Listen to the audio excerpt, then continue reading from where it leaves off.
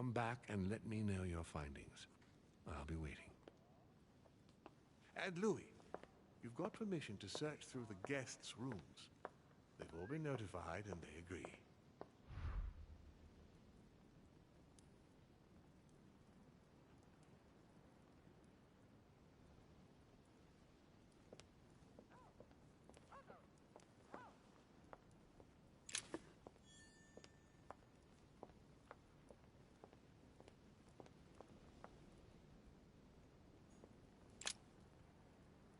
Your Eminence, I imagine that you've heard the news about Miss Adams. What a tragedy, my son. How could such a thing have happened? That's exactly what I'm trying to find out. Did you notice anything out of the ordinary last night? I saw the young French soldier, Bonaparte, I believe, hanging around near Miss Adams' room. But I would not want to get an innocent man into trouble, Louis. It's probably nothing. One last thing. You must know that Peru hit young Adams on the evening of our arrival. He apparently violently attacked her in the small salon. Do you know anything else about the attack? Oh, unfortunately not. I arrived too late to intervene. Young Miss Adams had already been submitted to the foul lout's rat. Otherwise, you can believe me, it would not have happened.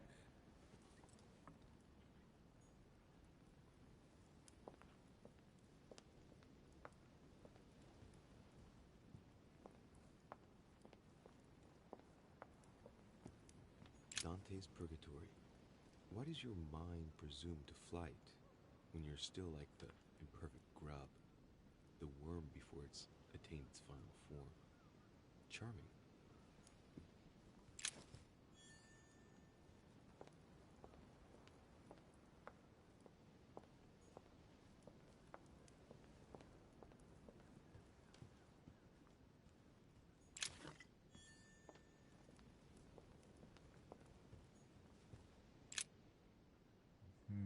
Which four-letter word could open this?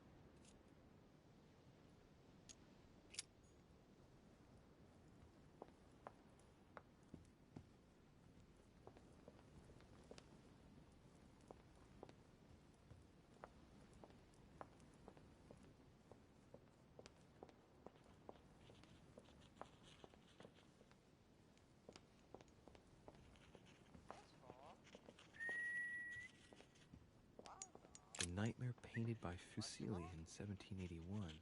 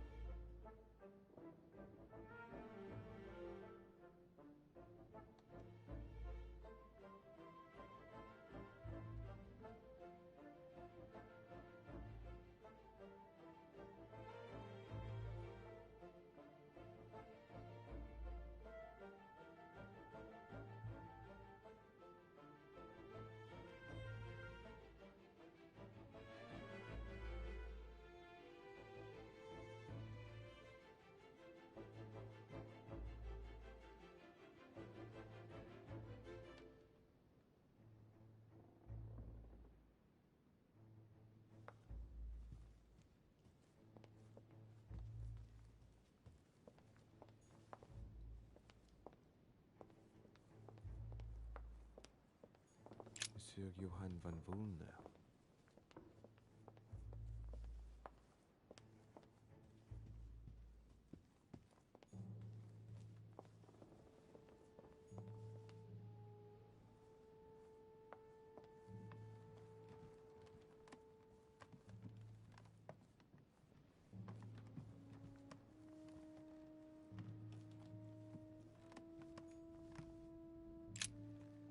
Good day, Monsieur de Richet. Mr. Volner, are you looking for anything in particular? Next to Elizabeth's room? No, nothing special.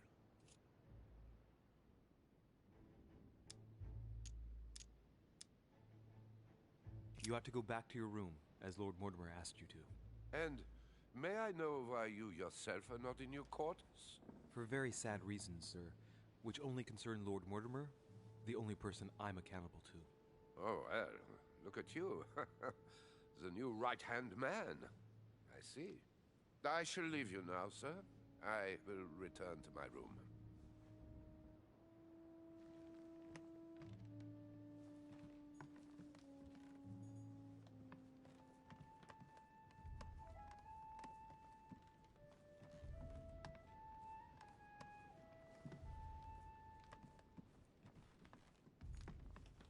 President George Washington.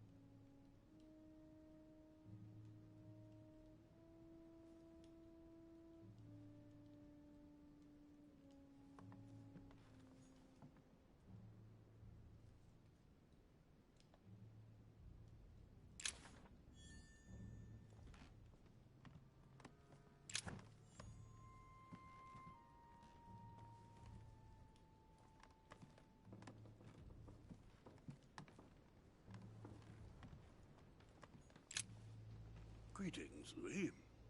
Mr. President, you can guess why I'm here. Of course. Lord Mortimer has sent me to ask you a few questions about last night. It's... How am I going to tell Elizabeth's father that she's dead? I know, Mr. President. I shall endeavor to find out the truth about this tragedy. I must ask you to help me, though. Please. Find the degenerate pig who did this, Louis.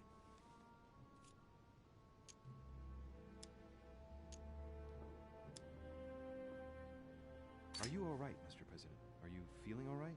Oh, don't worry. It's this rotten toothache. What do you expect? I'm no spring chicken now.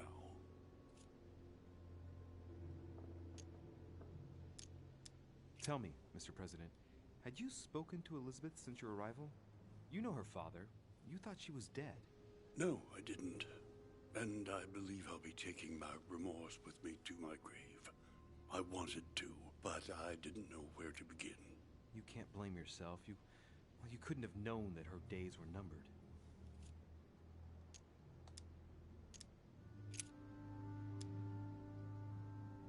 Do you know why she came to the island?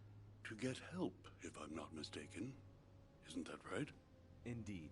Sir Gregory suggested to her father that he introduce her to Lord Mortimer to see if he could help her.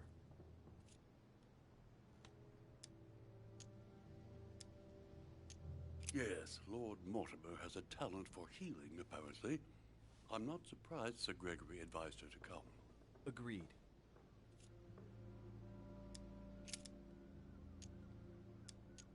I shan't keep you any longer, Mr. President. Feel free, Louis. If there's anything I can do, just ask. Thank you, Mr. President.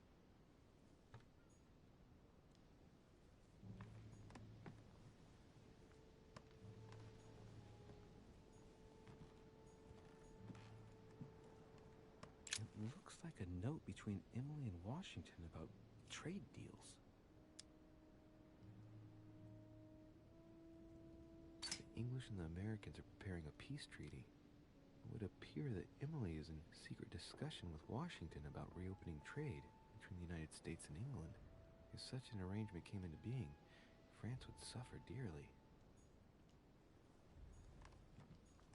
It looks like a note between Emily and Washington about trade deals. My dear George, I'd like to invite you to join me as planned at my place. I have a project to show you. It is time that the United States played a more important role on the world stage. I understand your reluctance of playing with fire. I know your new country is very young.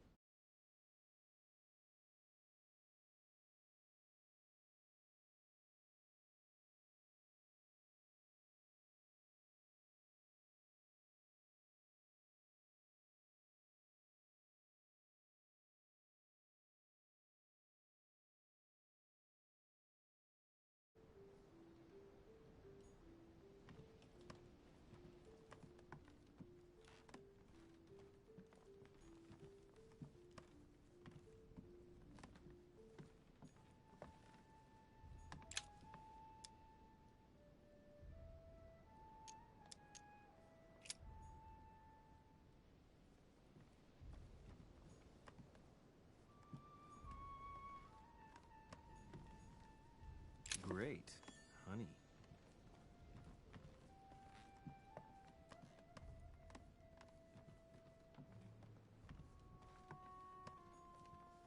A map of Vermont.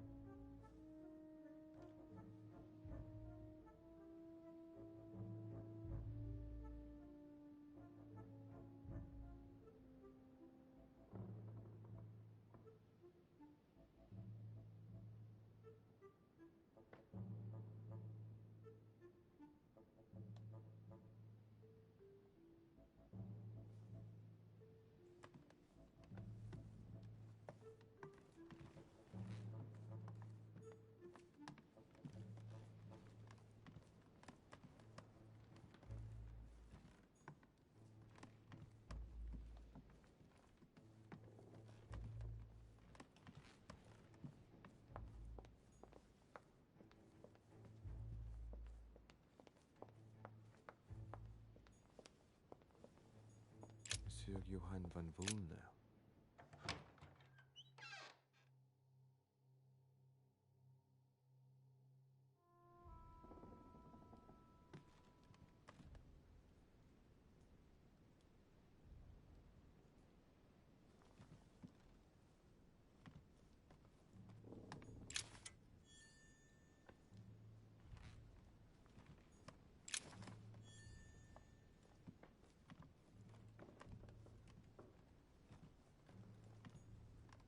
The alchemist is a young man.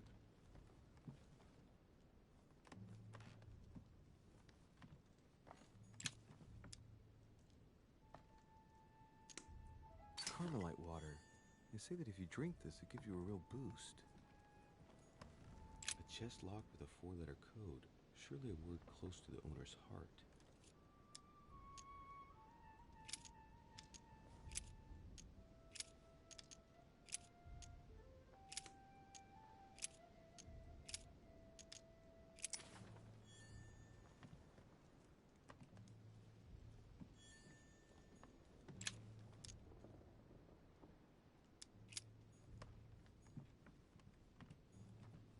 Sorrows of Young Werther. There's a handwritten text signed by von Werner on this first page. Dear Elizabeth, I know that this book is but a small token compared to the delightful moments you gave me, but I hope that this will nonetheless keep the memory alive. Your ever-obedient servant. So, Volder had a relationship with Elizabeth, but that's hardly surprising given his fondness for the occult.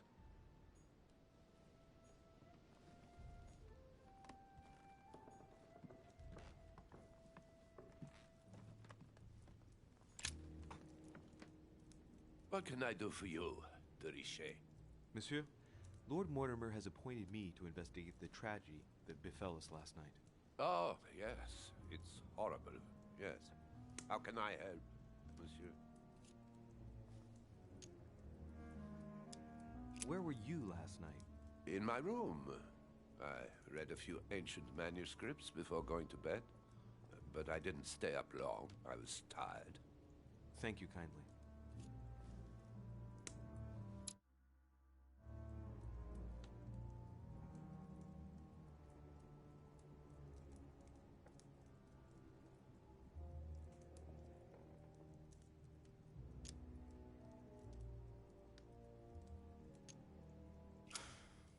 We finished.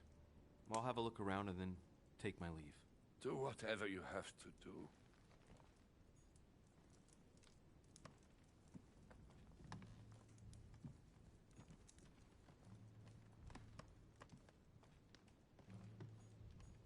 Amber.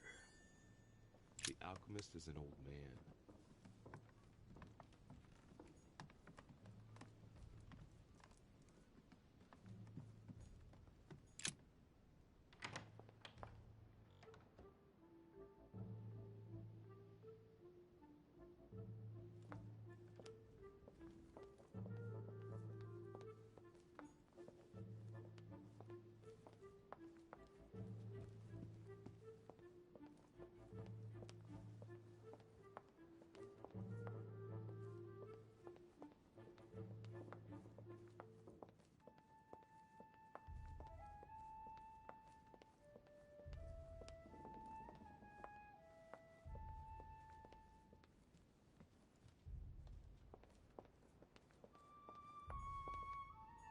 So Jacques Perru?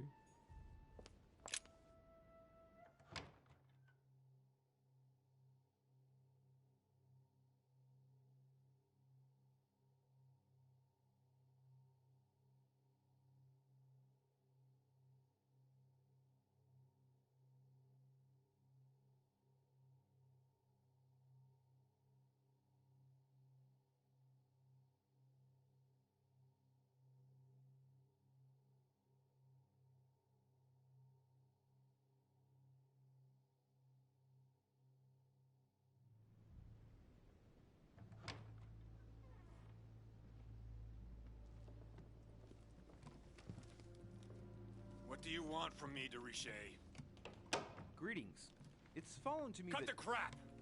Get to the point. We both know why you're here. And have you got anything to tell me?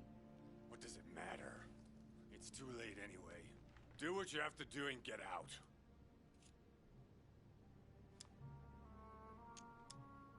It's never too late, sir. If you have something to say, now is the time.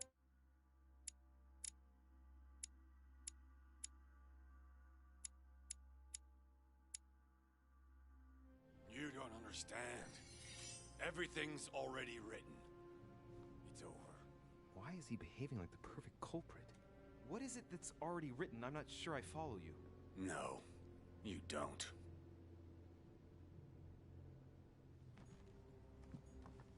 A pattern with 4 circles.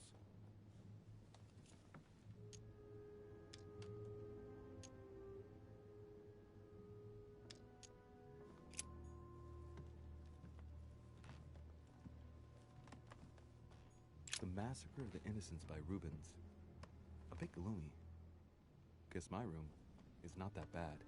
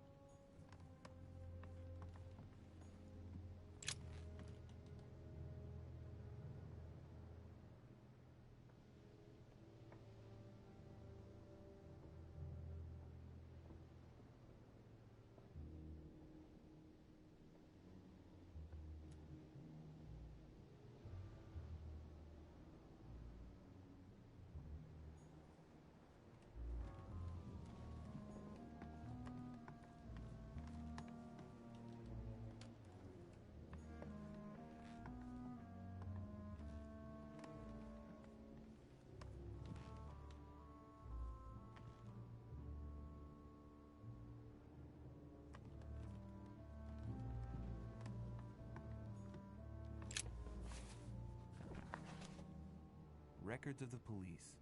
Notes intended for the police lieutenant of Paris. It's a list of people under surveillance in Paris. And there's some well-known names on it. This is valuable information. It shouldn't be lying around.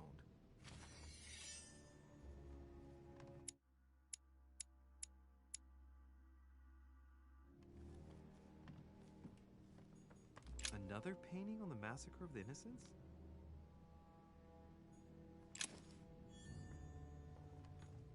Dear friend, please come and join us. We must meet about the ongoing operations in Paris. A boat will be waiting for you in Calais and will take you to Dover in England. From there, a carriage will take you to the port of Tintagel, where a frigate will be waiting for you.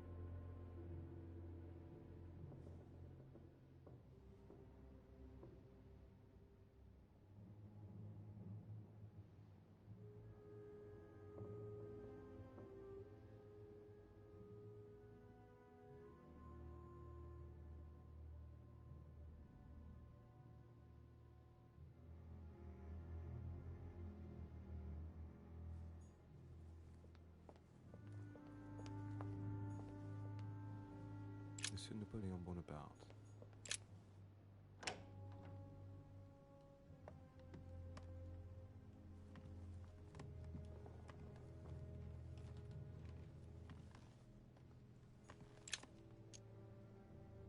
Honey, I couldn't have hoped for better.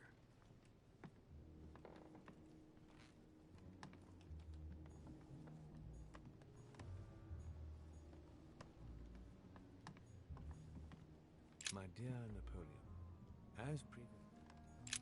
There's just one holster in Bonaparte's gear, and the pistol is missing.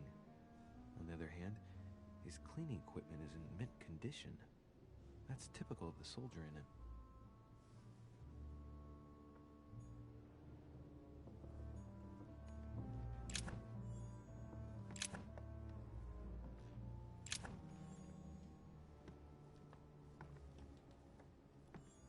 Vercingetorix throws down his arms at the feet of Julius Caesar by Royer, two great army chiefs.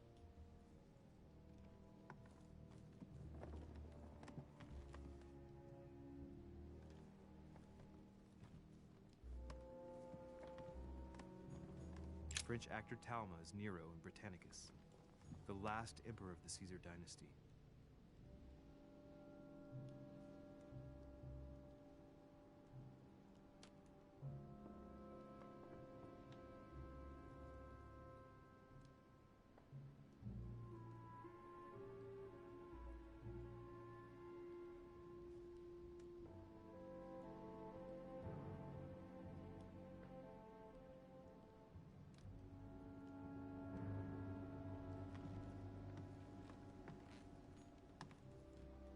A Chinese coin, recognizable by the hole in the middle. If I remember rightly, that's called a cash. A bicorn decorated with a cockade. It must belong to a French soldier. My dearest son, I'm writing to implore you to act quickly. The situation is rapidly worsening here. Paoli continues to steer our motherland, Corsica, toward open warfare between France and England. His men are everywhere. We are obliged to go into hiding and are unable to remain in the same place for more than 2 days. I wouldn't be surprised if they targeted us soon. Make haste, my son. You hold our destiny in your hands. Your loving mother, Maria Letizia Bonaparte.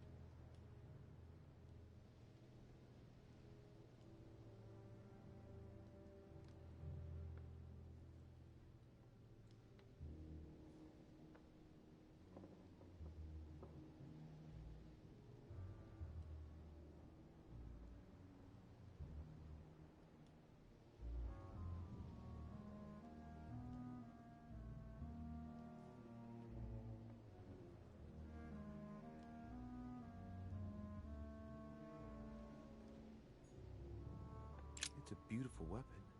Lovely damask blade. It's marked with the initials of the manufacturer in Versailles.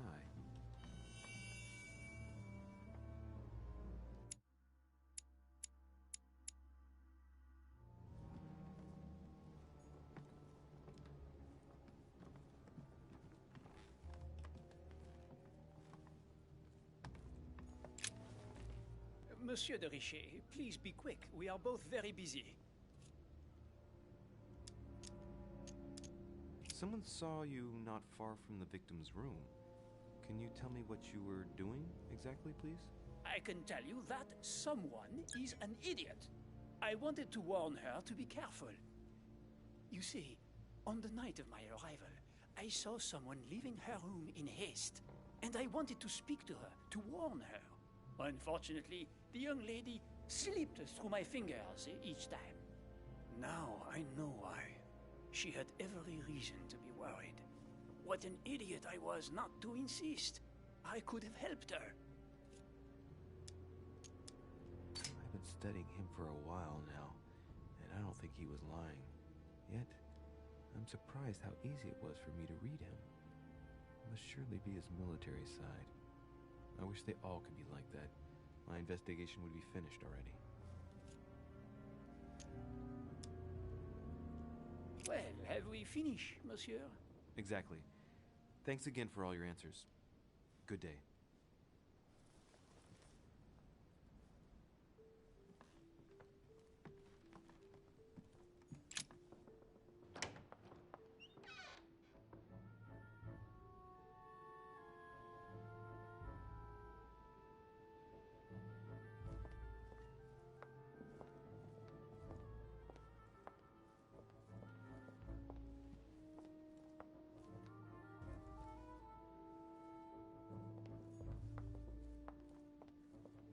Duchess Emily Hillsborough.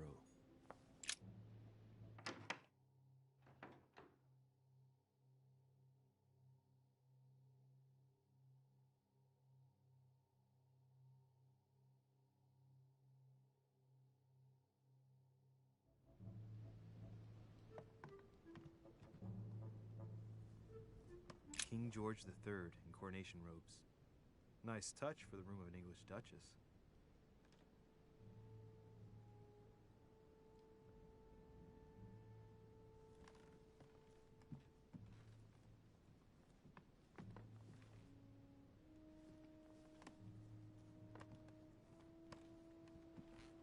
Dear E, I received your last letter. Unfortunately, the Crown informed the Golden Order that our mission should under no circumstances hamper Sir Gregory's plans. Decidedly, they have support from the highest level in Buckingham Palace. So here we both are, hands and feet tied, and little room to maneuver. Keep me abreast of events. Our mission is becoming more complicated. The Lady's Waldegrave by Reynolds, painted upon the request of the Waldegrave family, in an effort to find them a husband. Displayed like meat. It's disgusting.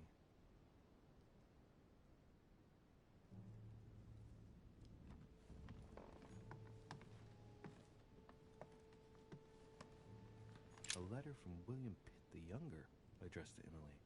He's the present Prime Minister of the United Kingdom. Emily has indeed some powerful backers. Madam, thank you for consoling the Queen. The King's situation is worsening, but I wager he'll recover from this present fit. Next time you speak with Her Majesty the Queen, would you please be so kind as to ask her to look into my petition to raise taxes with the King? I will personally see to it that our nation will recover from this impasse. But King George's mental situation is slowing down our decision-taking. Thank you in advance for all your help. William Pitt, Prime Minister of the United Kingdom of Great Britain.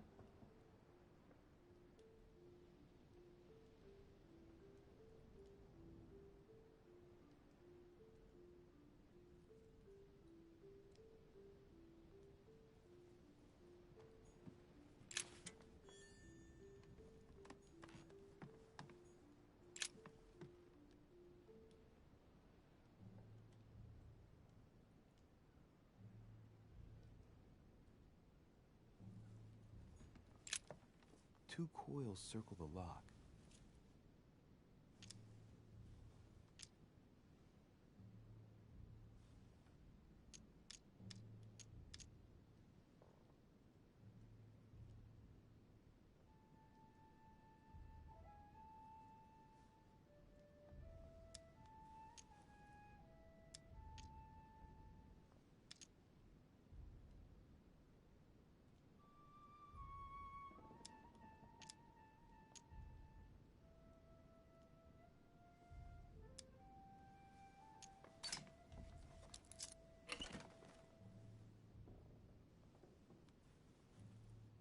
Dear Gregory, thank you for the information.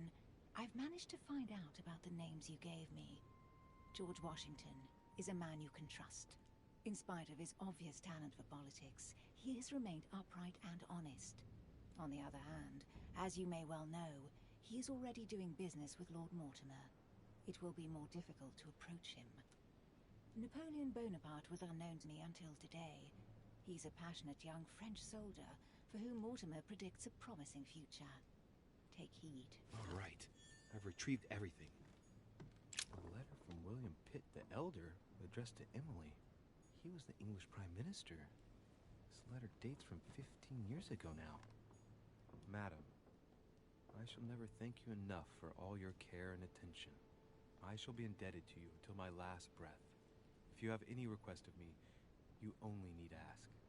With regards to my son William, I shall never thank you enough for looking after him. You know the latter's preferences, and you will understand he needs you desperately. For that, and as agreed with Queen Charlotte, our friend Duke Hillsborough will carry out his task and meet with you. Queen Charlotte? All the royal family of England is there from what I can tell.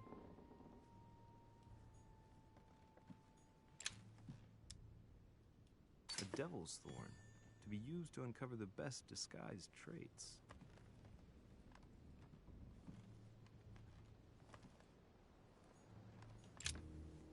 What can I do for you, Louis? I've come to see you about last night's tragedy. Did you hear anything about what happened to Elizabeth? Yes, we all did. Rumors spread quickly, you know. How awful. I didn't know her well, but I hope at least the poor thing didn't suffer too much.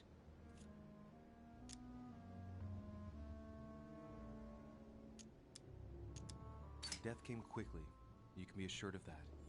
If such a senseless act can happen here, then none of us is truly safe anywhere.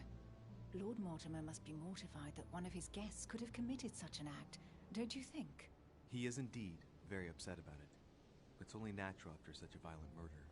Violent? What do you mean?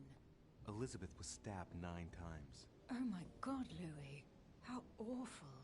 The murderer must have had a serious grudge against her to set upon her like that. It must have been a crime of passion. Do you know what happened exactly? In fact, Lord Mortimer has asked me to look into this case, Emily. Really? Are you Lord Mortimer's snoop now? I'm doing it for Elizabeth, not to please Mortimer. Good for you. Quite right, too. Have you found out anything?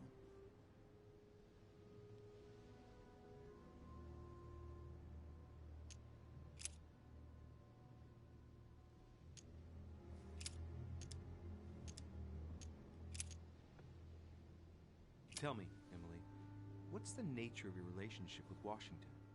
Oh, come off it, Louis. You're not going to go into a jealous rage, are you? No, I can assure you of that. That has nothing to do with it.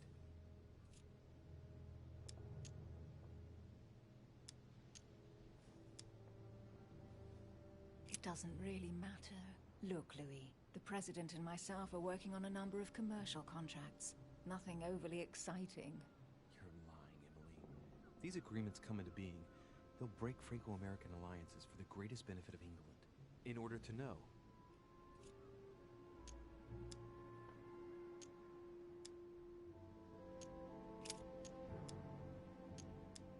Did you and Elizabeth get to know each other? I must admit, Louis, I didn't take much interest in her. I feel a bit guilty about it, but I never actually spoke to her. She seemed burdened by her problems, and as she wasn't invited to the conference, I didn't really seek her out.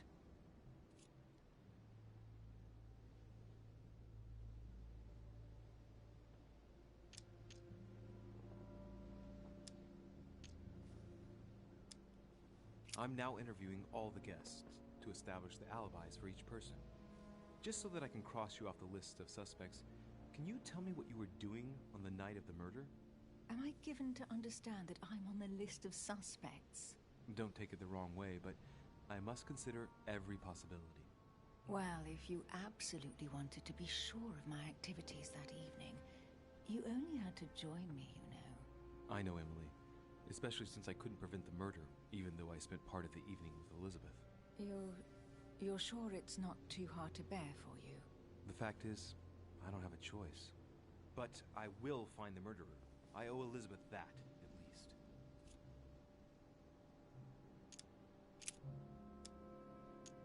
I hear you were in discussions with the Holy See. Oh, either His Eminence can't keep his tongue from wagging, or you've been poking your nose where you shouldn't, sir. Even so, Emily, you're raising a royalist army. That's no small matter. And you are straying from the subject. Is there anything else you wanted to ask me? I won't keep you, Emily. Thank you for answering my questions. See you, Louis.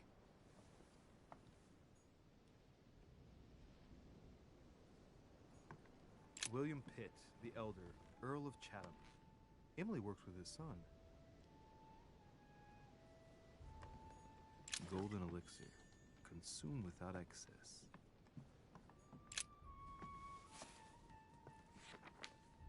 Grammar of Port-Royal. Ah, the artistry of the French language in all its splendor. Whoever masters French commands the world. At least, une partie of it. Tending children at the orphanage in Harlem. I find it a little hard to understand this painting choice.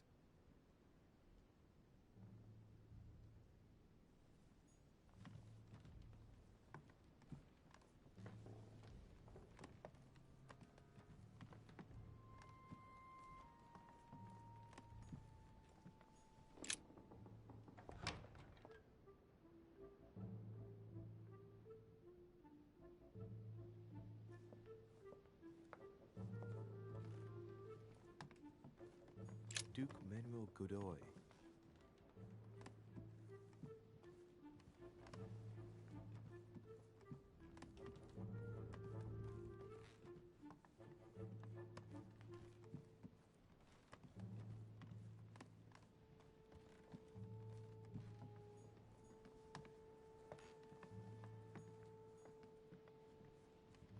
Monseigneur His Eminence Cardinal Piaggi.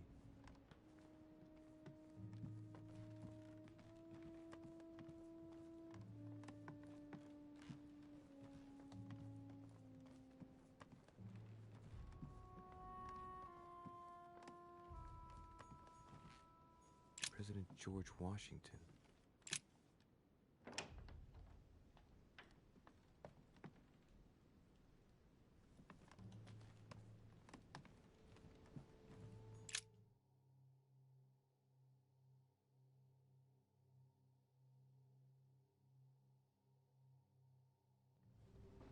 Greetings, Louis.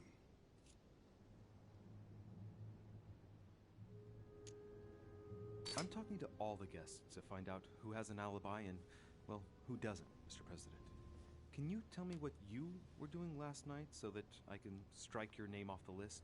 I spent the night right here, reading. All night? Exactly. Emily stopped by in the middle of the night, you can ask her. She wanted to talk about some business we have in common. Anything whatsoever to do with Elizabeth? Not at all, Louis. A business matter.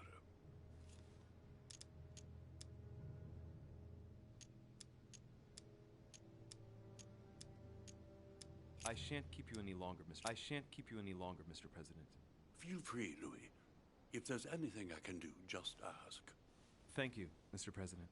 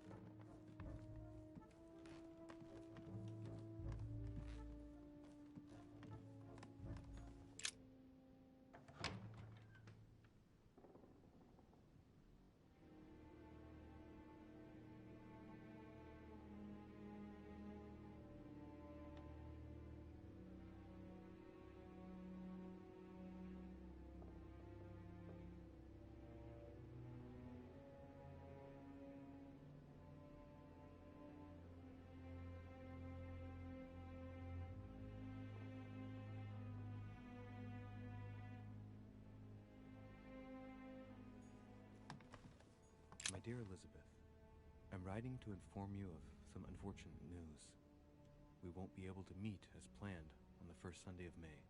I've been told that you're no better, and, unfortunately, your brothers and I are absolutely snowed under by the work required to govern this new country. Please excuse us. As soon as we can get free, even if it's just for a day, I promise we shall come and see you. Your loving father, John Adams. P.S. Don't hold it against your mother if she still isn't ready. Please don't judge her. I'm sure you'll be able...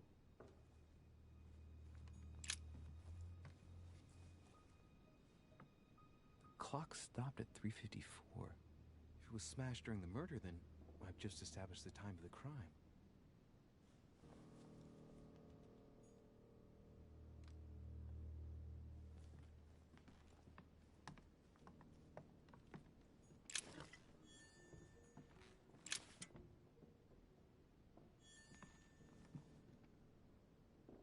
A notebook, written in Elizabeth's handwriting. It is written in a mix of several languages. Not too easy to work out. June 11th, 1791. My dear Elizabeth, your last letter gave me much cause for concern. Your words were so cold, as if emotions no longer matter to you. Father maintains the secondary effects of your treatment still trouble you, but that they will soon subside. Should I believe him? I cling. August 24th, 1792. Elizabeth, I am driven to despair and doubt there is any point in writing to you. I'm not even sure you'll receive my letters. Father controls my correspondence more and more.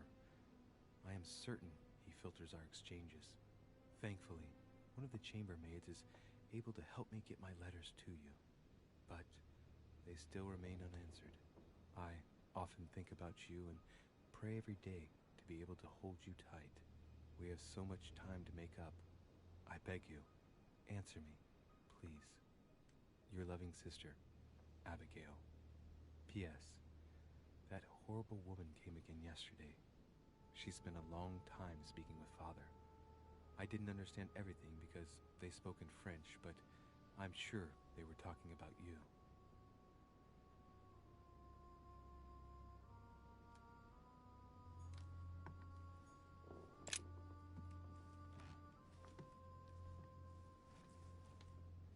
A pistol? Fairly new, I'd say, and judging by the weight of it, fairly light.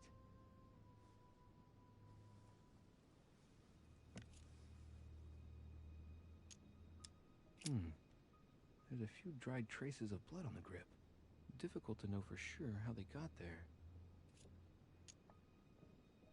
It's extremely well maintained. The barrel is perfectly clean. It isn't loaded, and well, there's no traces of gunshot residue.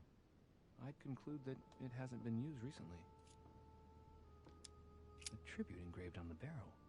To the liberators of France. Right. I shall have to find its owner.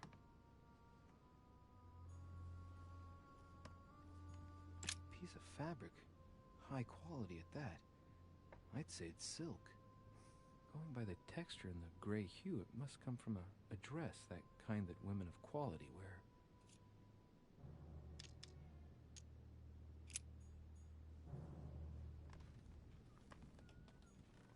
A pentagram? What the hell's been going on here? Contrary to what most people believe, a pentagram's not there to conjure up, I don't know, what evil or demonic creature. With the point toward the top, the pentagram is an ancient symbol of protection against evil. Many esoteric rituals are based on this shape. Could Elizabeth have been sacrificed during an occult ritual?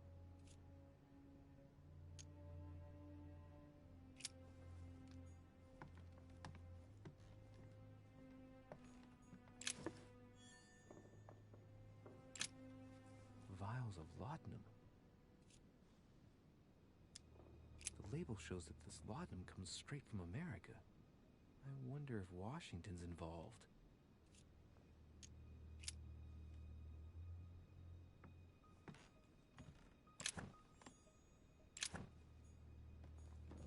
blood spatter indicates that the murderer must have held Elizabeth upright during the attack.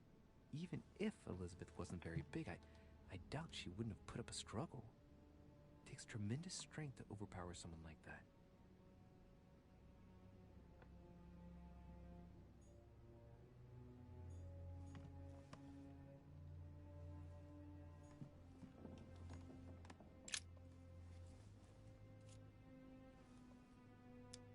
The blade is short and thin, well sharpened, apparently.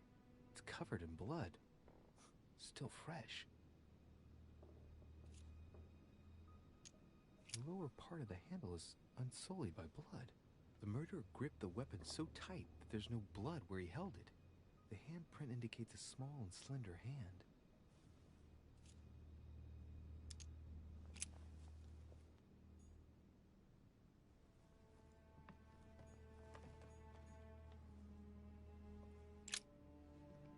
Poor girl bled to death.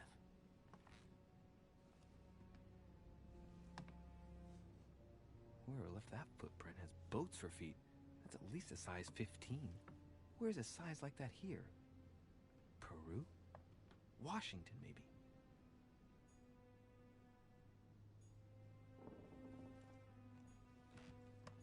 Knocked over bottle of wine.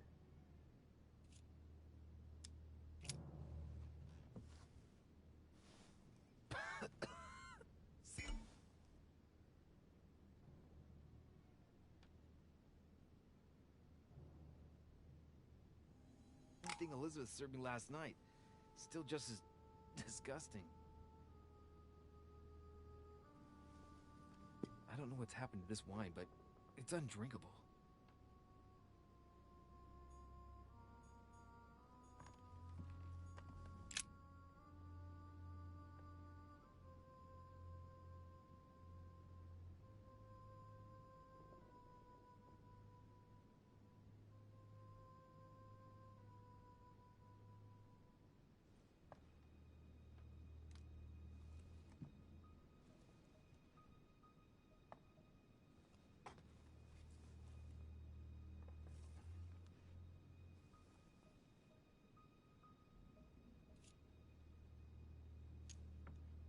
There are numerous marks on the body. She must have fought like a lion. It couldn't have happened without a lot of noise. There are also a number of old scars.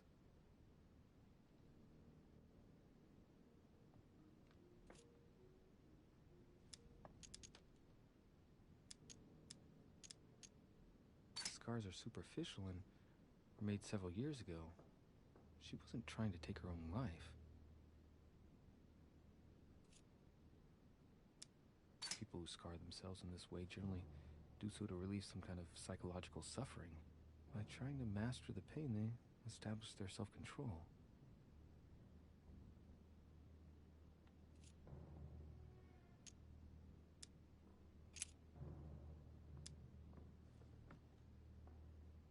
Symbol of Masons? What's that doing here? She had the Sigillum de Ameth tattooed on her, the symbol of the living God, written in the language of angels, according to believers. It is rare for someone to know about symbols like this at her age, unless her mother was a tutor. Ancient Greek. Let's see what it means. These are sacred chants intended to protect their bearer. But from whom? Or from what?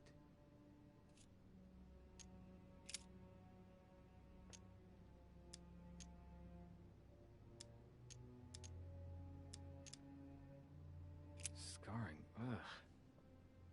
Scarring isn't very regular, but they're mostly from old cuts.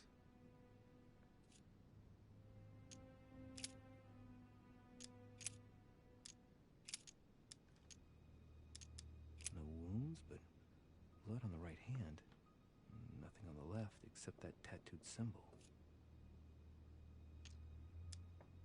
This pinnacle's a trap. The wearers of the pinnacle thought that they were protected from evil by surrounding it inside the different circles of the pinnacle.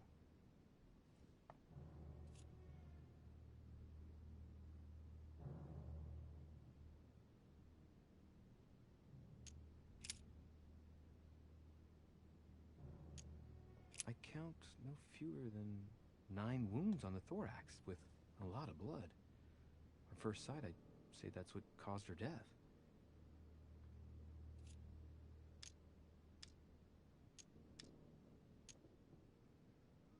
Some of these tattoos are veritable works of...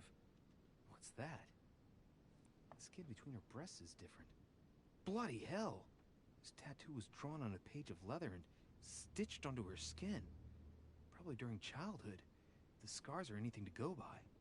It's the same kind of tattoo as on the rest of her body.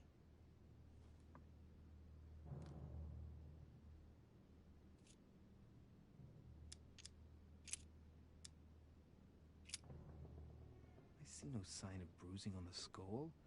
The only clue is a scar from a previous craniectomy. Poor Elizabeth, she must have been very young when she went through all that. That's torture. She also has old scars around the neck, and maybe mutilations.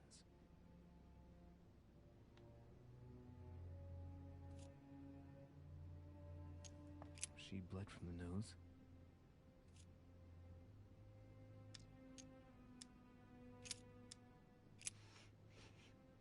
What a strange smell.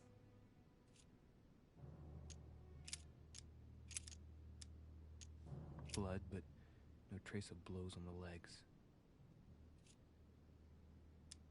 More tattoos, similar to those on the rest of her body.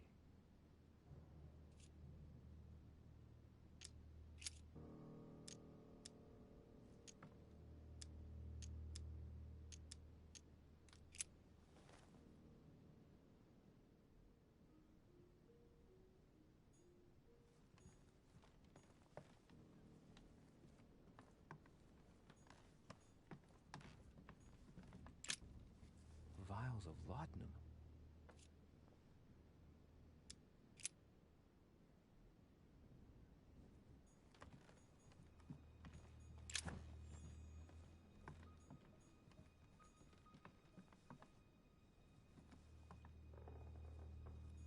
Has Sir finished with this room? I know enough now. Thank you. Very well, sir. Sir may return whenever need be. I shall guard the door.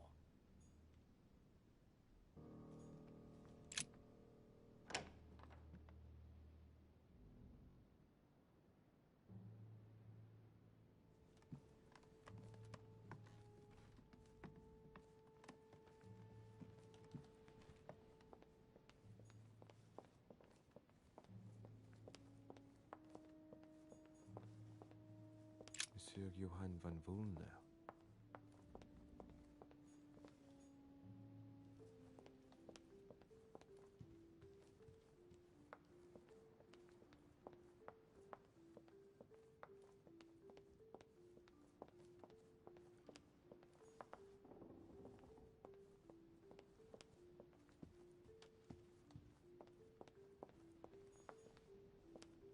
Monsieur Jacques Perru. Monsieur Napoleon Bonaparte.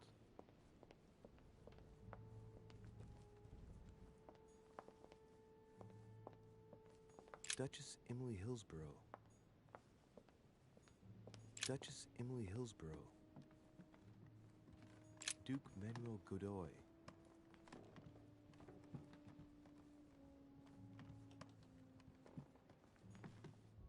Huh, that's me. Monseigneur His Eminence Cardinal Piaggi.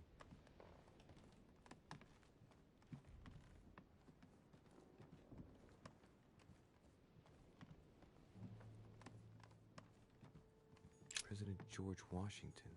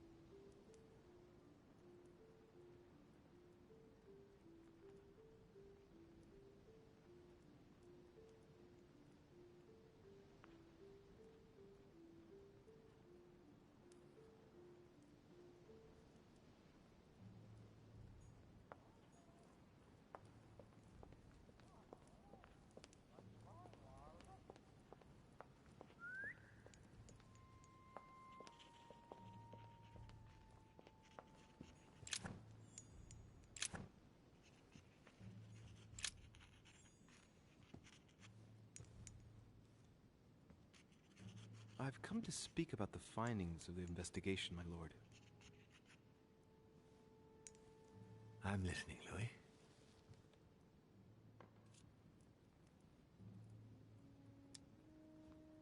Will you remind me of the facts we already know about?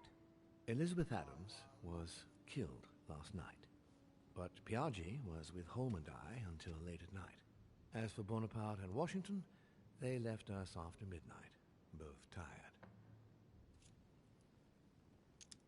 I believe I've identified the murderer. Really, Louis? All right then. Please think carefully before you give me your answer. This is a very, very serious accusation.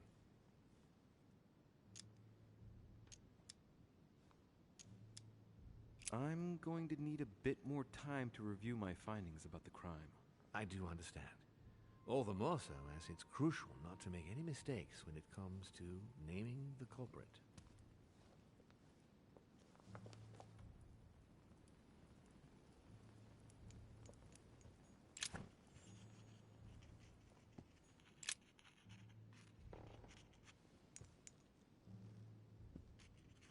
I've come to speak about the findings of the investigation, my lord.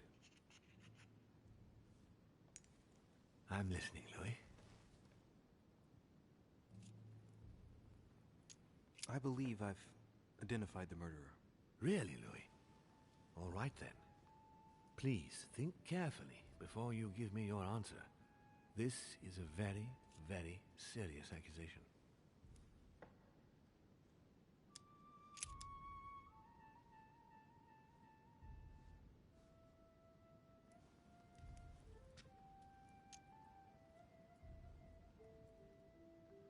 I believe it was suicide. Suicide? Louis, I hope you have solid evidence.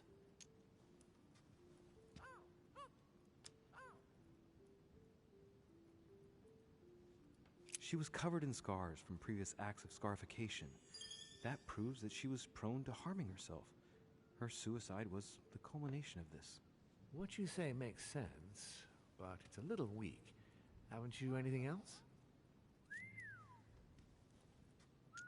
The knife found beside Elizabeth's body had a handprint on it, a slender hand. Without a doubt, the hand of a woman. And Elizabeth is the only female guest? Come, Louis. Anything else? It is my conviction that she killed herself. So she stabbed herself 9 times? Really? That's very hard to believe, Louis. Louis, I'm afraid this is simply not sufficient. This is a serious accusation. I need concrete evidence. That is why I am taking over this case as of now. Right. It's time we spoke about your mother, Louis.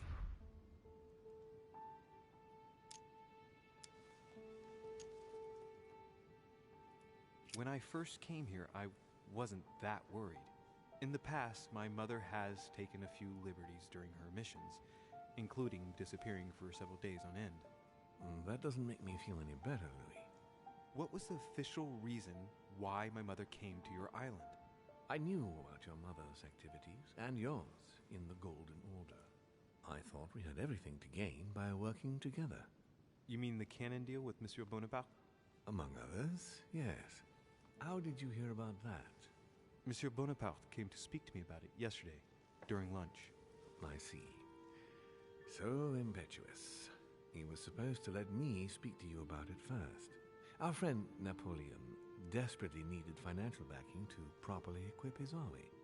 I took it upon myself to back him because I have a firm conviction that he can go far. We shall see. However, there's one thing that surprises me.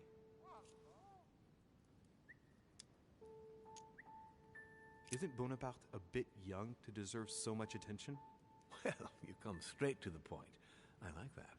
Indeed, if you knew just how much you remind me of him. Trust me, I'll wager that Monsieur Napoleon will soon prove himself. I'm working on it, at least. Once this deal was closed, I had big plans for Sarah. Such as what? You see, I've invited several influential figures on my island to present them with a project at the conference. It will be presented later today. I thought that the Golden Order had a role to play. And I still...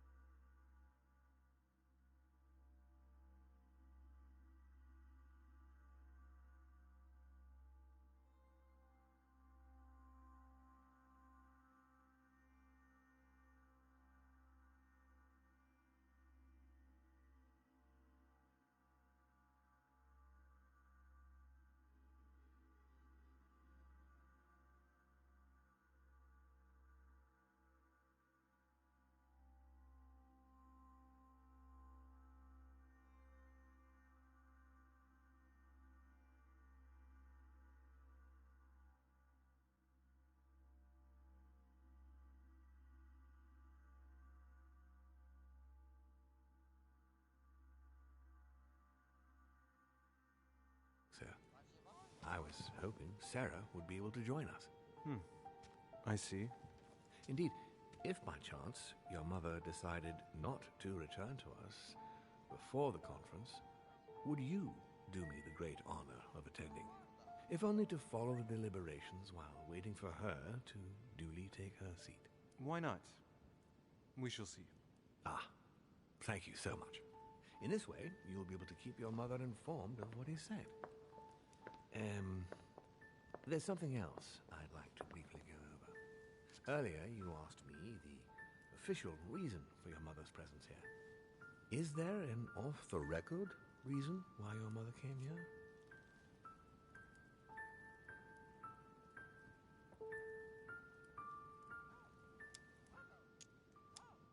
If only my mother trusted me, but she remained very mysterious. I'd have been delighted to answer your question. Is this usual for her? As head of the Order, secrets are her bread and butter, as you can imagine. That said, it's the first time she hasn't let me in on the reason for her trip. And it intrigues me, to tell you the truth. Well, I'm sure that Sarah will explain everything once she reappears. There's something I still don't get. In your opinion, why would your mother remain in hiding over several weeks?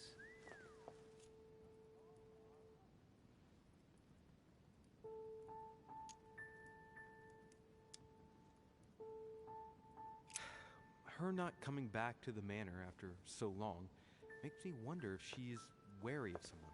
Well, certainly. But whom? The only ones who were present during her stay were Sir Gregory, Duchess Hillsborough, Mr. von Boulder, and myself.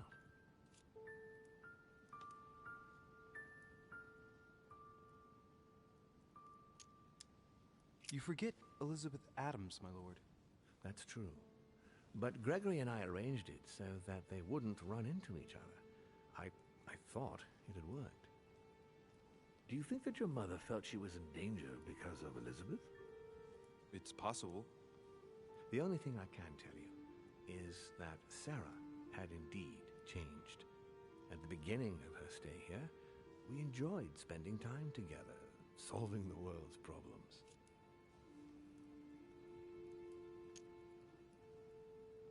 You seem to know my mother very well, my lord. What did you talk about together? Oh, as soon as we had a little free time, we liked to share points of view about practically any subject. We would find ourselves embarked on interminable discussions that could go from Monsieur Blanchard's flight in a hot air balloon to the Treaty of Jassy, or the adoption of the metric system in France last year, or even Mr. Eli Whitney's invention in the United States. The armistice between the Russians and the Turks. Russia's come out of it having officially won Crimea, which gives it direct access to the Black Sea. And, at the same time, the Mediterranean Sea. I'm worried about the decisions Tsarina Catherine might decide to take. She's a woman who managed to get rid of her husband to accede to the upper reaches of power. Gaining access to the Mediterranean Sea remains her main objective. When she still had that dear Potemkin as her lover.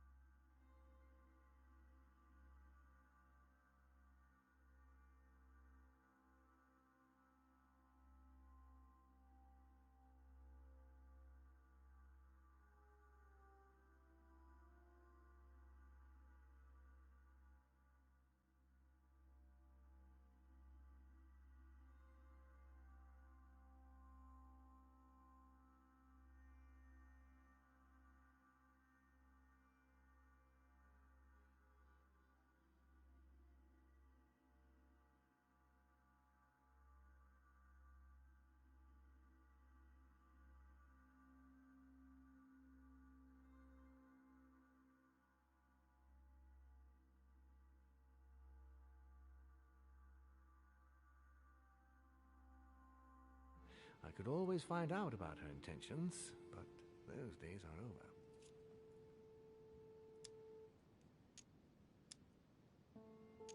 Please, excuse me, but I'm not very familiar with the Russian nobility. I'm surprised she didn't get you started on the Crusades. It was her favorite subject. Are you joking? Sarah and I spent entire days together reliving them.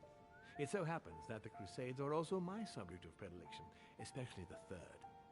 My ancestor distinguished himself brilliantly during the siege of Saint-Jean d'Acre.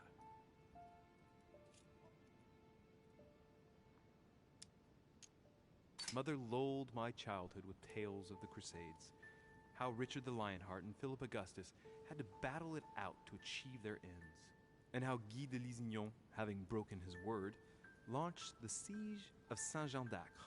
Oh, I see Sarah's lessons have inspired new enthusiasts.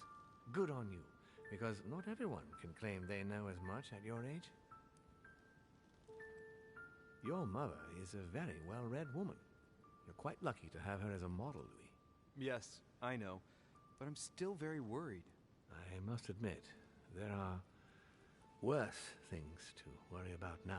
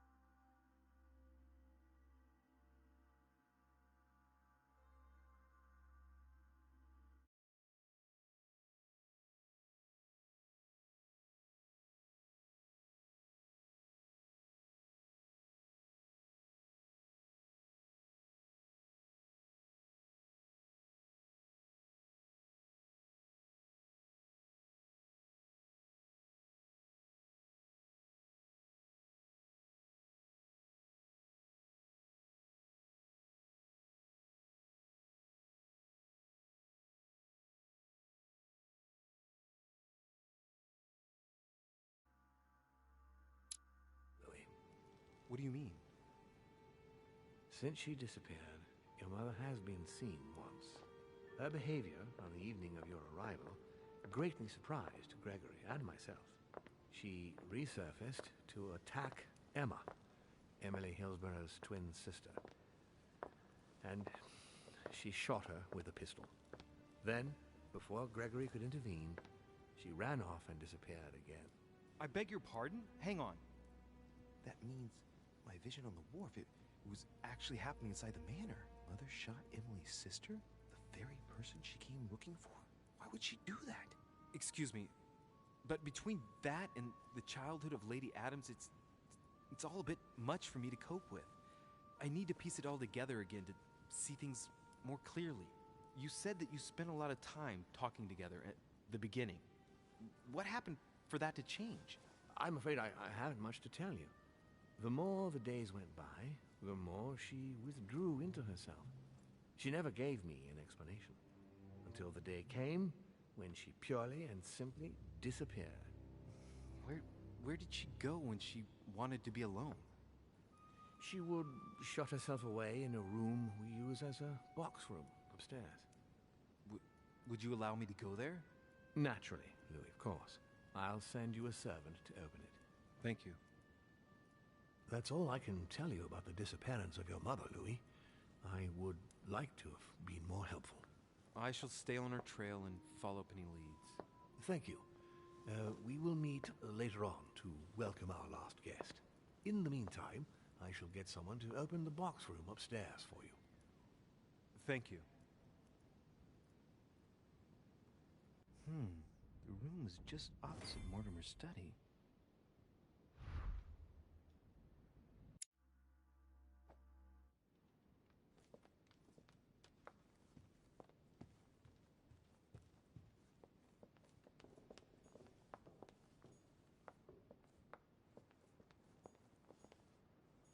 Monsieur Johann van Woolner.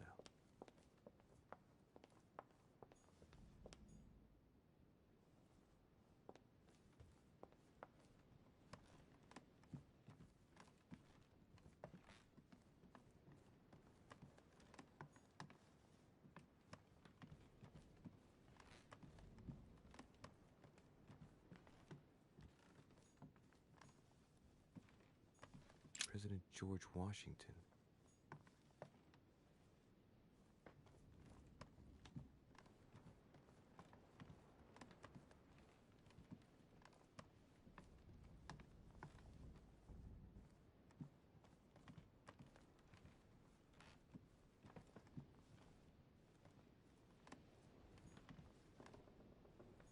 Monseigneur, His Eminence Cardinal Piaggi. Huh, that's me.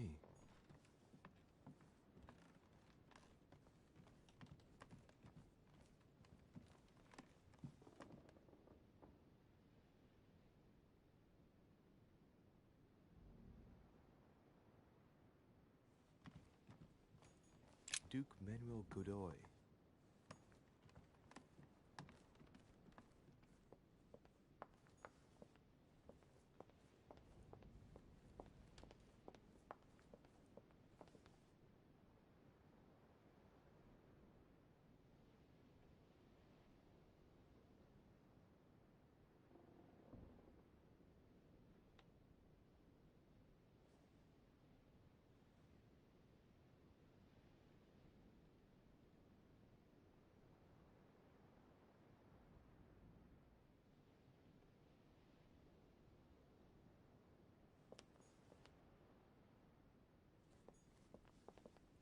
Monsieur Napoléon Bonaparte.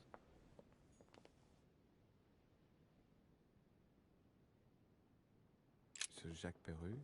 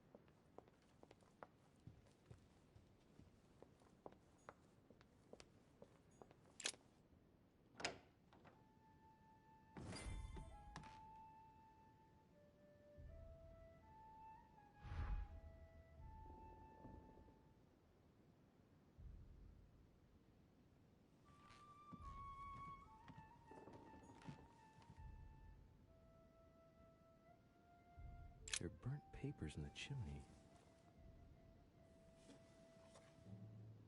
There's a legible fragment left. Hey, I recognize my mother's handwriting. She says, we must find a safer way to communicate. Someone is onto us. Trust in my faith in the man with the sword. So Mother had an accomplice here. Who could it be? Who could she be suspicious of? I must find the next part. Faith, sword. I recognize her love of riddles there.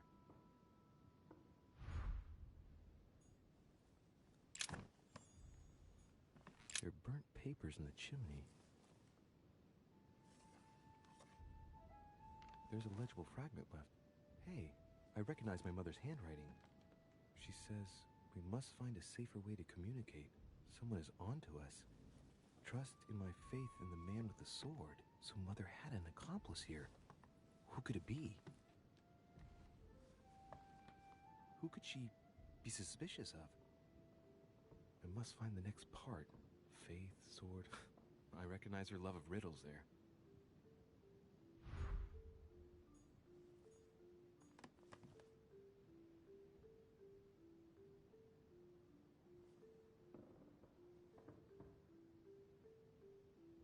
There are burnt papers in the chimney. There's a legible fragment left. Hey, I recognize my mother's handwriting. She says, we must find a safer way to communicate.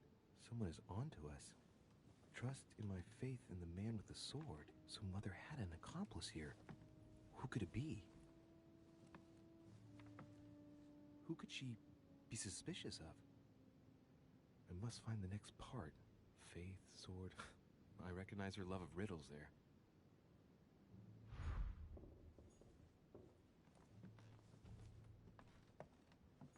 Dante's Paradise. Raise your head and be reassured, for what comes up here from the mortal world must ripen in our rays.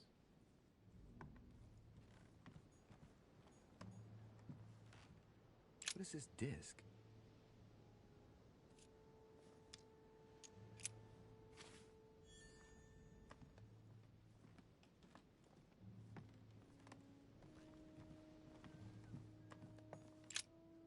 St. Paul on the road to Damascus by Caravaggio. Caravaggio attained a magnificent command of black and the play of colors too. Paul facing an ordeal, the curtains of his illusions being raised, and receives the light from his Savior.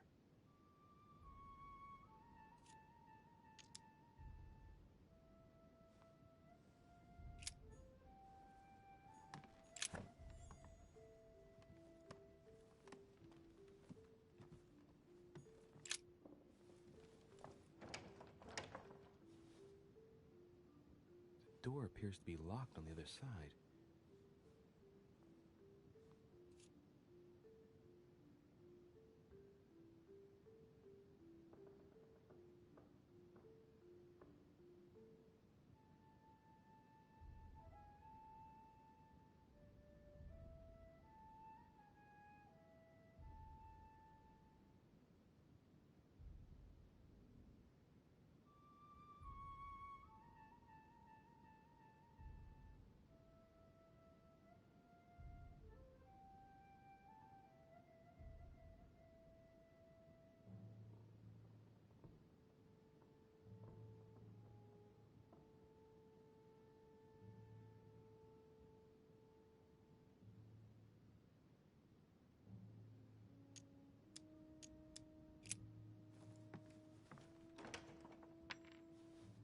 I think I heard something fall to the ground. A metallic sound, like a key falling to the floor. We'll see if it works.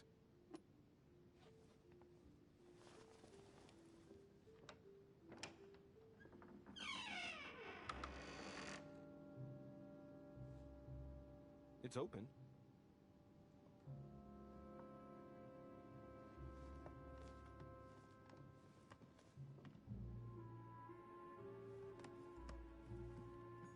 St. Paul painted by Guido Rini. St. Paul is shown holding a sword. Strange. There's hardly any dust, as if the painting's been cleaned recently. There's a small inscription engraved on the frame. Let's take a closer look. This is how Paul spoke to his pilgrims from Rome. Just above that, someone's written down the figure 11 on the painting and underlined it twice. I don't know, what does that mean?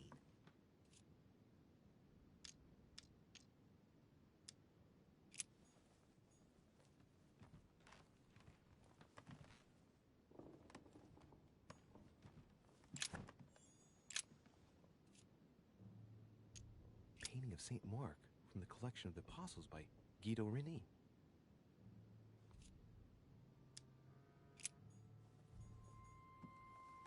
Several portraits of apostles, all signed by Guido Reni. Looks like someone touched this commode recently. There are fingerprints on the sheets and in the dust.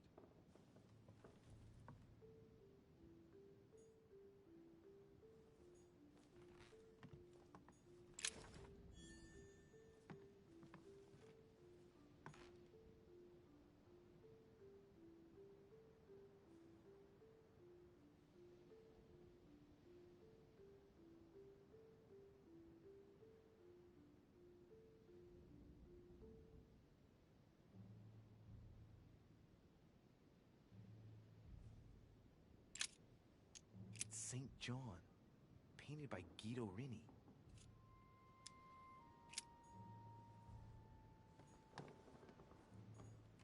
The New Testament.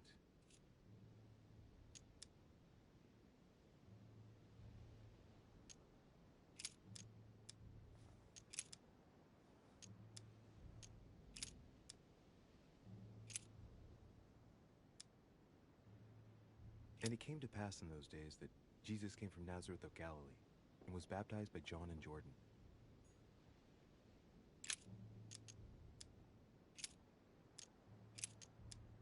Then came together unto him the Pharisees and certain of the scribes, which came from Jerusalem.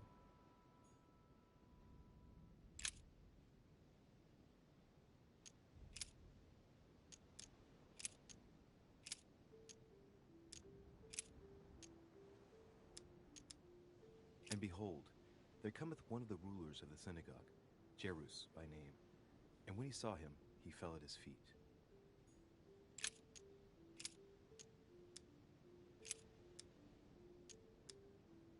And as they did eat, Jesus took bread, and blessed it, and broke it, and gave it to them, and said, Take, eat, this is my body.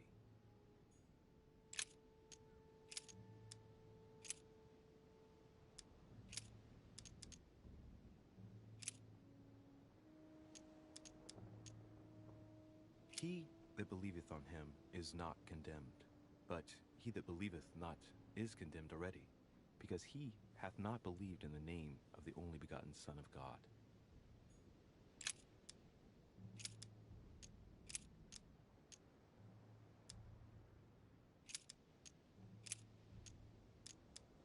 Now there is at Jerusalem by the sheep market a pool, which is called in the Hebrew tongue Bethesda, having 5 porches.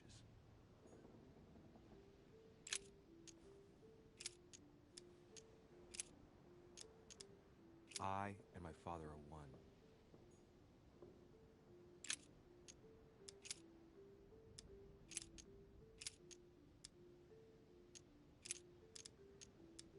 And he, bearing his cross, went forth into a place called the place of a skull, which is called in Hebrew Golgotha.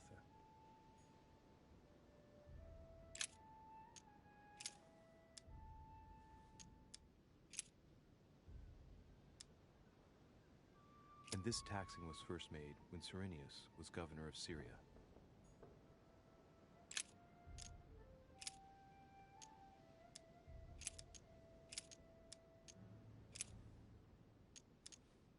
And so it was that, while they were there, the days were accomplished that she should be delivered.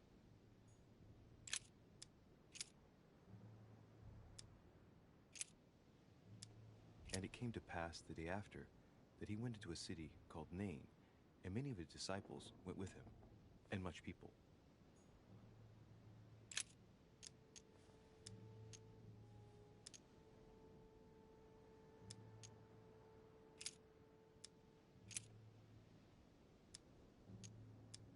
And it came to pass the day after that he went into a city called Nain, and many of his disciples went with him, and much people.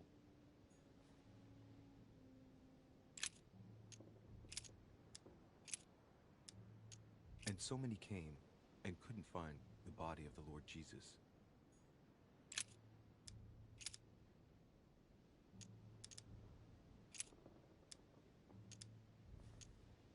Take heed that ye practice your justice before men, to be seen differently by them. Otherwise, ye shall have no reward of your Father which is in heaven.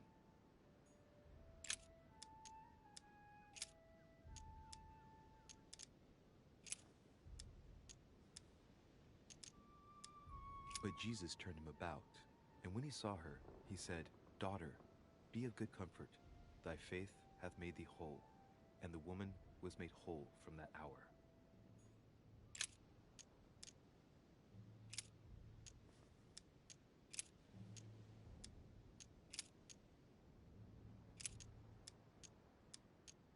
But Jesus turned him about, and when he saw her, he said, Daughter, be of good comfort. Thy faith hath made thee whole. And the woman was made whole from that hour.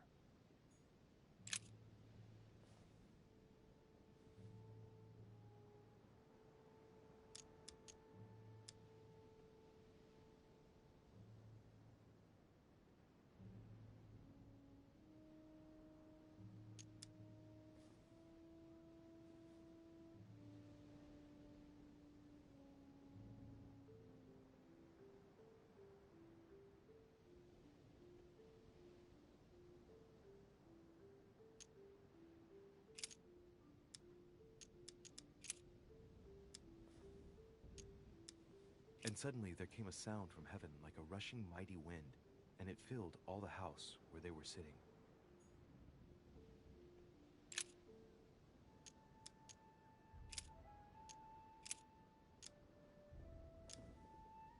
Then they suborned men, which said, We have heard him speak blasphemous words against Moses and against God.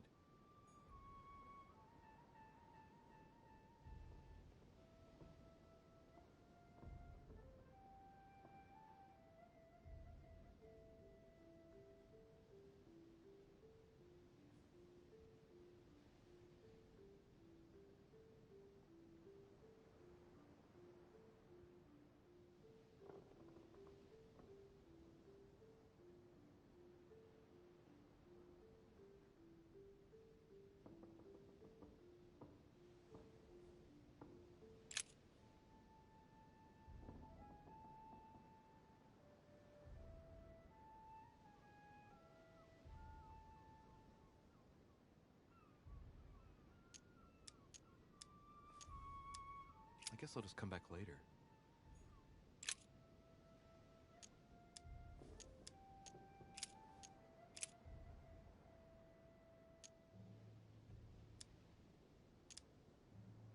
And he became very hungry and would have eaten, but while they were made ready, he fell into a trance.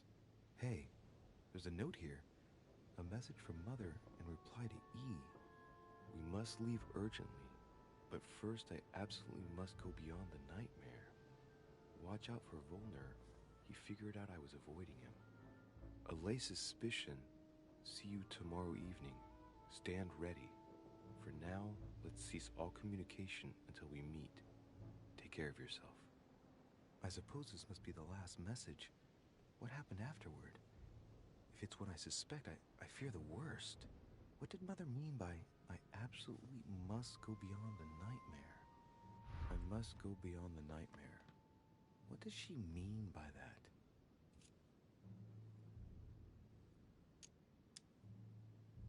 I'm guessing it's a metaphor. I need to figure out what this means. Mortimer's getting his guests together. I ought to join them so I don't look suspicious.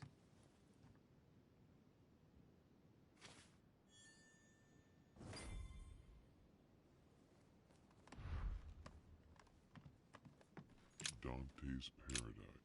Raise your head and be reassured, for what comes up here from the mortal world must ripen in our rays.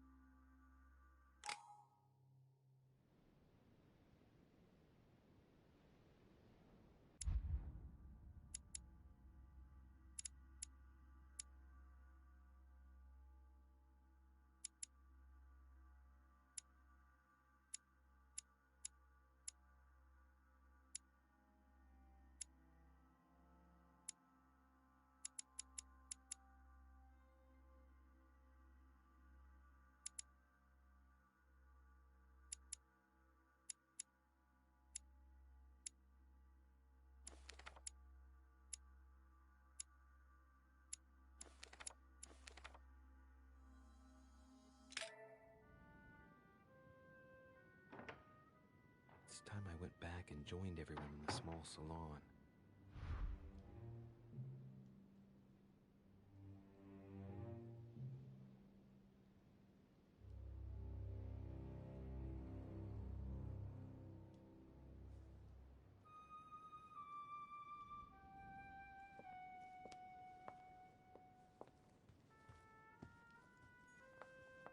You are expected in the small salon, sir.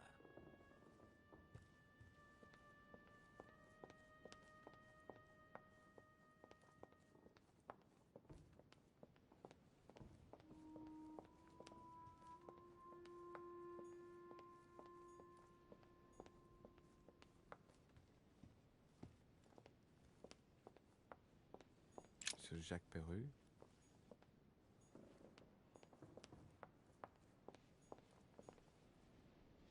Monsieur Napoléon Bonaparte.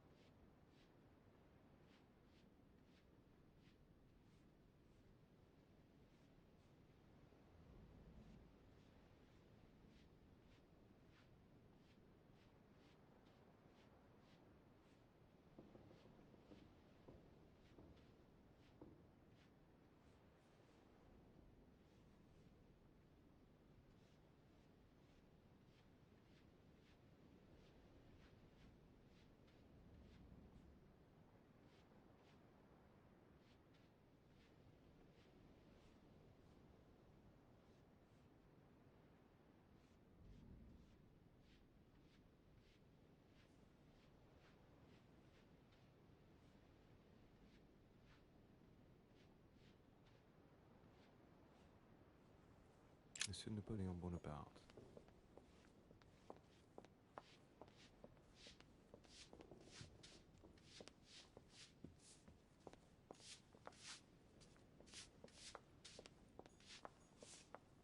Duchess Emily Hillsborough.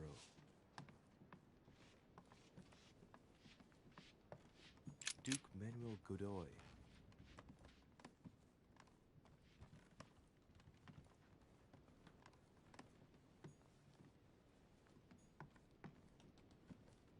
Monseigneur His Eminence Cardinal Piaggi.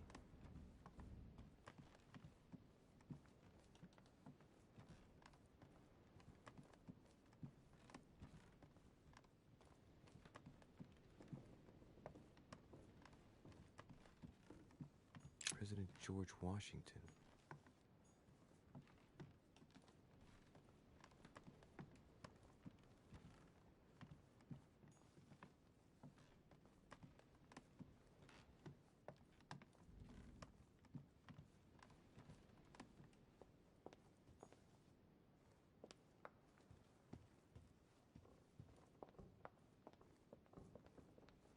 Monsieur Johann van Volner.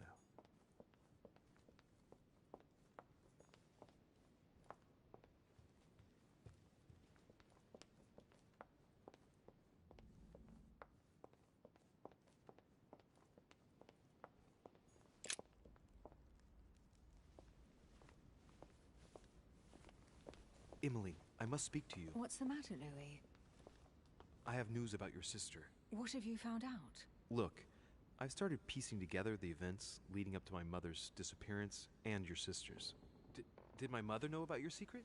Yes, even though I belong to the English chapter, her rank in the Order gives her access to a good deal of personal information. Must have been Emma I saw in my vision. I was given to understand that my mother and your sister bonded during their stay.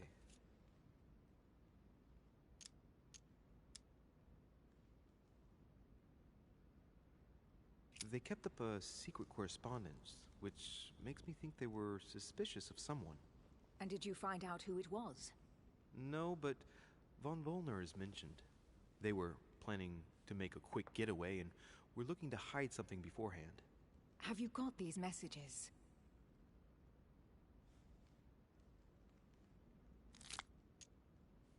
Oh, no. Sorry. Someone was coming, so I had to burn them so as not to be seen with them. You burned them. Very well. Should I speak to her about my vision? If what I saw is true, she might want to take revenge. I better keep that to myself for the time being. Come, Louis. They're waiting for us.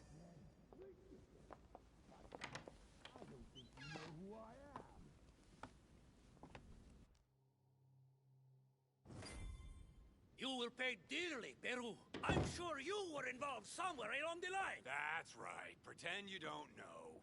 One piece of advice. Don't travel through France on your way back, or it'll cost you dearly. Calm now, my friends. Let's calm down. Everyone seems to be a little unnecessarily heated. Don't forget where you are, please. What's going on here exactly? Sir Gregory called us together to introduce the last guest. But hardly had we arrived when he set upon Monsieur Peru. And what has Mr. Peru done to once again provoke someone's anger? We don't really know just yet. I get the feeling it won't be long before it gets out. How could you dare do such a thing? Dios mío, you are all out of your minds! Really, Duke Manuel? What made you kick up such a fuss? What? Have you not heard? Well, let me inform you that yesterday morning at 10:22 a.m. precisely, in the middle of the Place de la Révolution in Paris, by decree of the National Convention which Monsieur Peru works for, King Louis was guillotined. What? Oh, no. The King of France is dead, gentlemen. Our monarchies are in danger. I have said it before. How dare they? Oh, dear. Oh, as if it...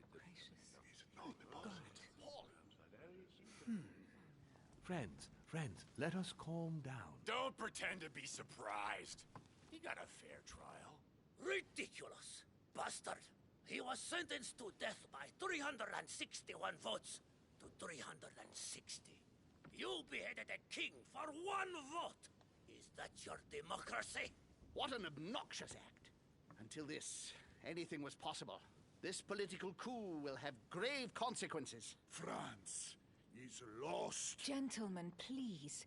Let us take a step back a moment. In the name of holiness. He was the highest representative of God in France, Emily.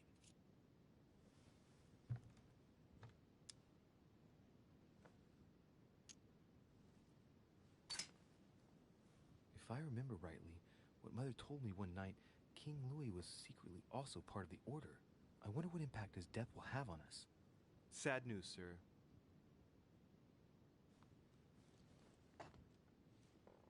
With whom do I have the pleasure of speaking?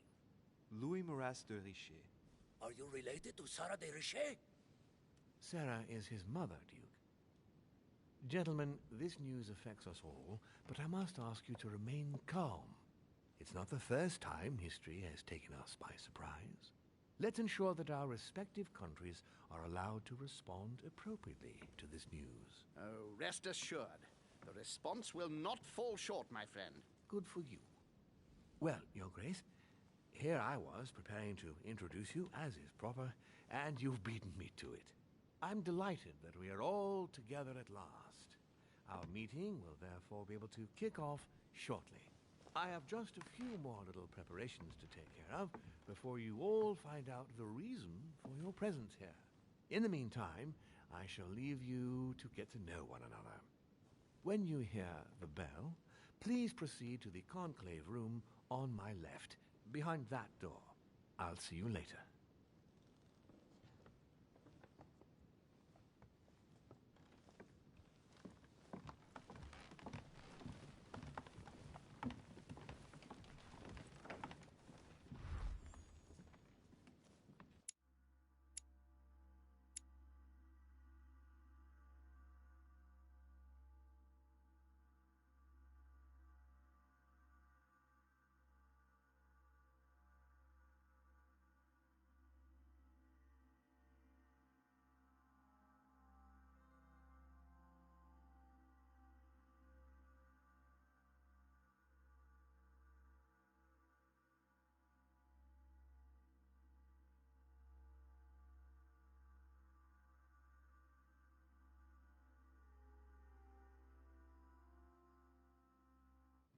Could you spare a moment, please, sir? I'm glad you asked. I want to talk to you, too. Of course. I heard about your mother's disappearance. He looks concerned. I don't know why, but I doubt it's from sympathy alone. Well, let's see what he wants from me. Any news of her? Have you found her, maybe?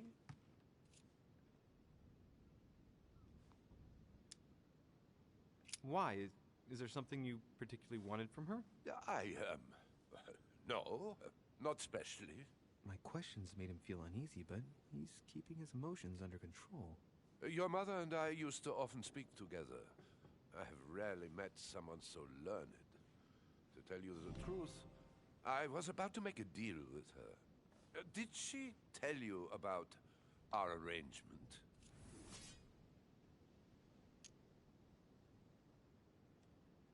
The cat's out of the bag now. More or less, but please do refresh my memory. Yes, of course. Nothing of great importance in itself. During one of our discussions, she spoke of an old book which might have been of interest to me, and she had agreed to let me have it. A book about what? Ancient occultism. As you are aware, I am a doctor of theology. You might have come across some old books in her belongings, perhaps?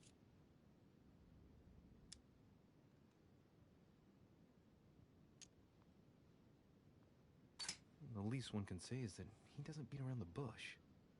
Sarah never travels without a few books. What does the one you're looking for look like exactly? It resembles a grimoire.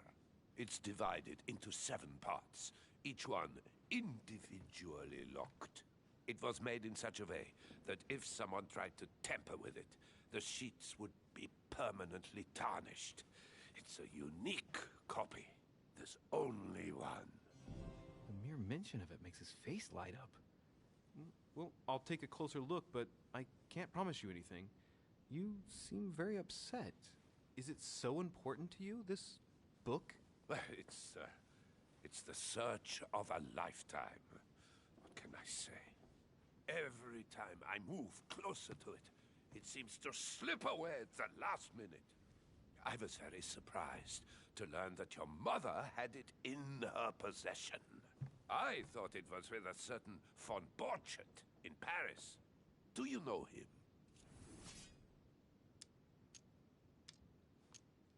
Indeed. My mother and I had a brush with this individual just a few months ago. What about? About an object stolen from the Order a few years ago, which my mother wanted to recover. This situation comes as a great surprise to me. I got him now. I hope I've been able to satisfy...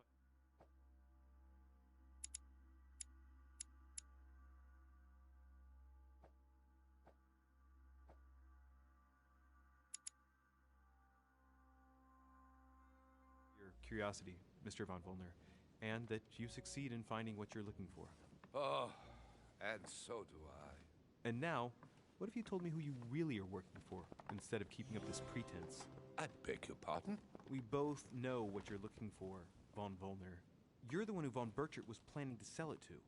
For centuries, all those who have come into contact with the Al-Azif have bitterly regretted it, Monsieur de Richet. You are playing a dangerous game.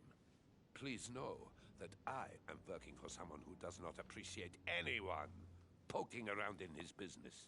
Let me guess.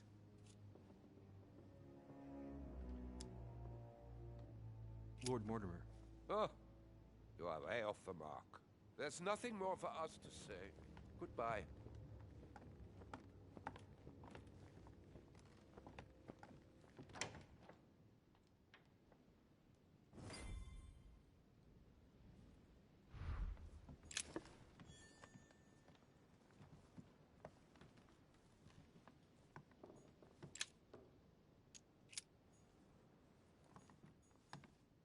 Hey, these look like pages taken from an ancient encyclopedia. Chronicles of the Amber Princes. As I recall, Dorkin was my favorite character.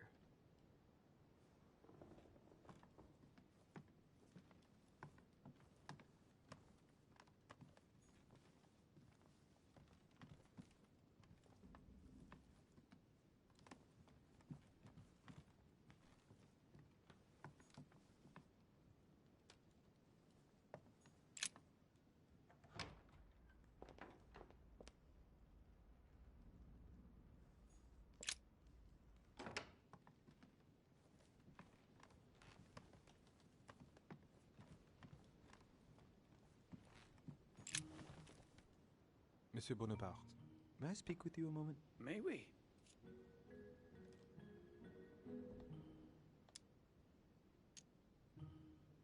Would you have any more information about the conference Lord Mortimer spoke of? Nothing at all. Mortimer is very committed to secrecy when it comes to his conferences. But given the presence of Monsieur Peru and ourselves, I think it must concern France to some extent. Otherwise, I doubt he would have invited 3 Frenchmen to his table, huh? Does expression go beyond the nightmare mean anything to you at all? Well, metaphorically, yes. It sums up the career of a soldier quite well. I doubt that is what you want to hear, though. Indeed. That's surely not what I'm looking for. Well, monsieur, if you are looking for a phrase book, Lord Mortimer must surely have one, given the number of books he has. You ought to check in the library of the tower. You never know. What do you think of Duke Godoy? Well, I'd rather not express any opinion of him. Why is that? His reputation is enough for me.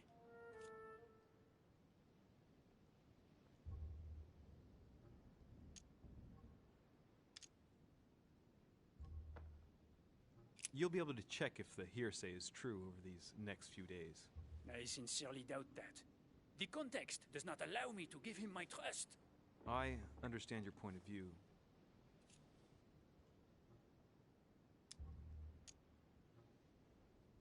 What do you think of Duke Godoy? Well, I'd rather not express any opinion of him. Why is that? His reputation is enough for me. There are some rumors about his loose morals. Juste, monsieur. Add to that his devouring ambition, if you want my opinion. Playing at lover boy rather than gaining merit for his career. It's a disgrace for any soldier. I understand your point of view.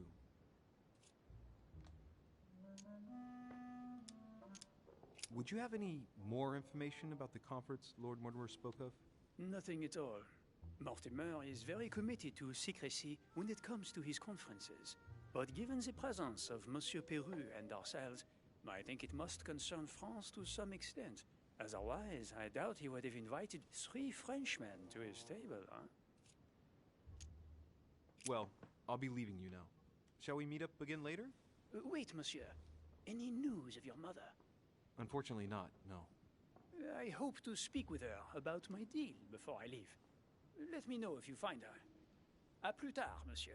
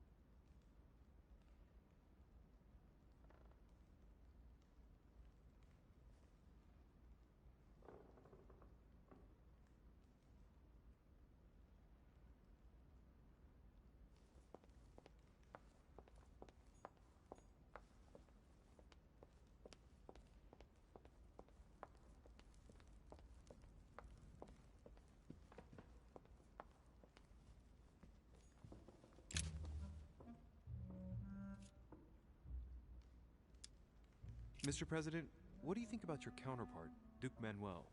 I'm very surprised he was able to accept Lord Mortimer's invitation, given the political situation in Spain. I wonder what promise Lord Mortimer could have made to make him agree to come here, given the circumstances. Who knows? Mr. President, can you tell me a little more about the coming conference? Of course, Louis.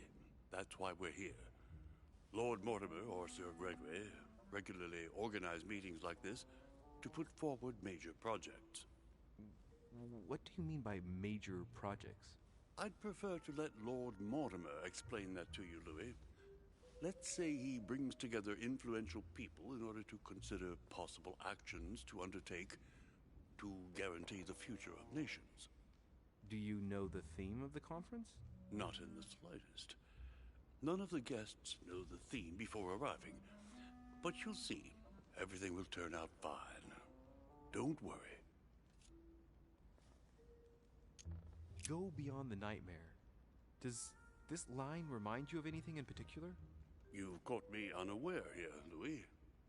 Let me think about it a second. No, nothing comes to mind. Sorry, Louis, but I am unable to help you. Well, thank you for your time. Don't mention it, my young friend. Regarding your question on the nightmare, don't hesitate to question the others about it. Maybe one of them knows more than I do. That's a good idea. Thank you once again. I'll see you in a little bit.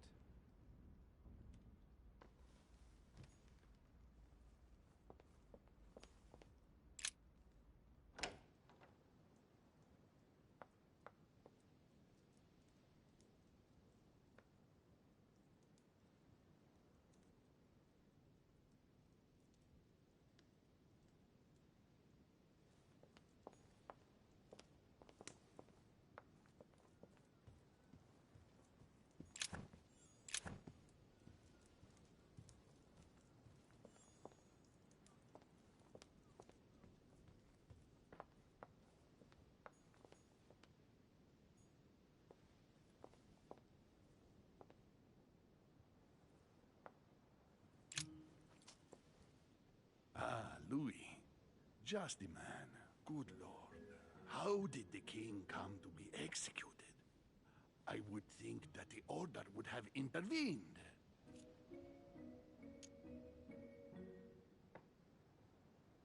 I invite you to speak about it with my mother as soon as she reappears. Is there any news of her? Well, I hope it won't be long before I find her, Your Eminence. Now you wanted to speak to me. I was wondering what to think of that Manuel Godoy. He is reputed to be a very ambitious character, at every level. But his faith is unwavering. He is a staunch defender of the church. You can believe me.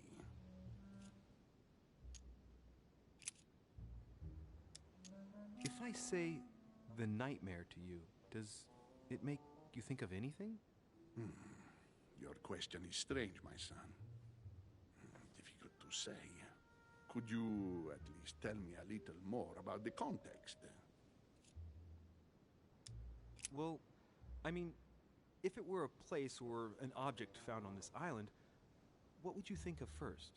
The nightmare. No, I don't see anything. I'm sorry. Well, that's too bad. Ah, wait. I suppose it might be that horrible painting hanging in Lord Mortimer's study. Pretend not to be that interested. Right. Well, don't worry about it. I was just curious. I'm sure a man like you is in the circle of trust. Would you know what the conference that Lord Mortimer mentioned is going to be about? Not really, my son. Well, be it Lord Mortimer or Sir Gregory, we are never informed about the theme of the conference before it begins. Thank you for everything, Your Eminence. I shan't take up any more of your time. You are welcome, my son. I will be seeing you.